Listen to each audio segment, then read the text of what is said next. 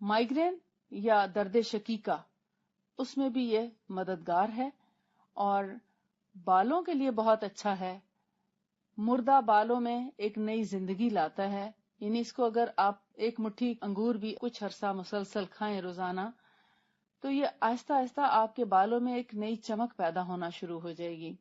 اور اسی طرح فیٹی ایسڈ اس میں چونکہ زیادہ ہوتے ہیں، جن کی وجہ سے بالوں کو نئی زندگی ملتی ہے. یعنی انگوروں میں فیٹی ایسڈ زیادہ پائے جاتے ہیں. اور جن لوگوں کو بلڈ پریشر زیادہ رہتا ہے، ان لوگوں کو جو اسٹروکس یعنی بلڈ پریشر کی وجہ سے جو اسٹروکس ہوتے ہیں، اس کے خطرے کو بھی کم کرنے میں کافی مددگار ہے. بریسٹ کینسر، لیور کینسر اور لنگز کے کینسر کی کافی حد تک یہ روک تھام کرتا ہے. انگور پر جو ریسرچ ہوئی ہے اس سے یہ بھی پتہ چلتا ہے کہ پکا ہوا انگور کچے انگور سے زیادہ فائدہ مند ہے. یہ بیسیکلی تو یہ بیلوں پر لگتا ہے، تو بیل پر لگا ہوا انگور کچا کچا نہیں کھانا چاہیے، یا اگر بیل پہ یہ پک بھی چکا ہو تو بھی اس کو 1 یا 2 دن رکھنے کے بعد کھانا زیادہ مفید ہے.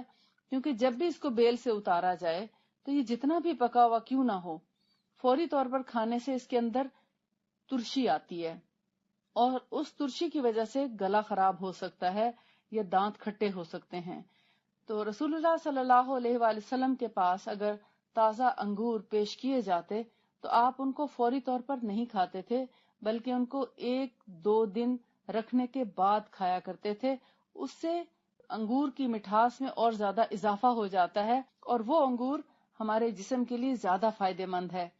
انگور ایک ایسا پھل ہے جس کے اندر کہا جاتا ہے کہ یہ پھلوں میں پھل ہے، اور روزی میں روزی ہے، اور شوربوں میں بہترین شوربہ ہے. یعنی اس کا جوس اتنا ہے کہ اگر آپ ڈائریکٹ اس سے جوس نکالنا چاہیں تو بہت جلدی اور بہت سارا جوس نکل آتا ہے، کیونکہ اس کا چھلکا بہت باریک، اور سب انگوروں میں بیج نہیں پایا جاتا. بڑے سائز کے انگوروں میں بیج پایا جاتا ہے اور چھوٹے انگوروں میں بیج نہیں پایا جاتا.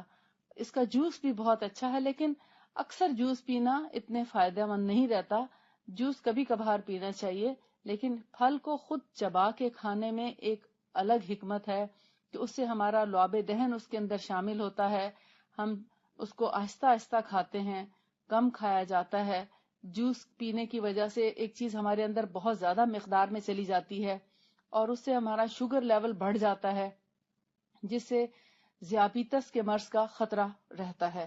بہتر ہے کہ ہم اس کو چبا کے کھائیں اور اپنے منہ کے ساتھ یعنی لعاب دہن شامل کرنے کے ساتھ کھائیں، تاکہ اس کا زیادہ سے زیادہ فائدہ ہمارے جسم کو پہنچے اور ایک مناسب مقدار جو ہے وہ ہمارے اندر جائے.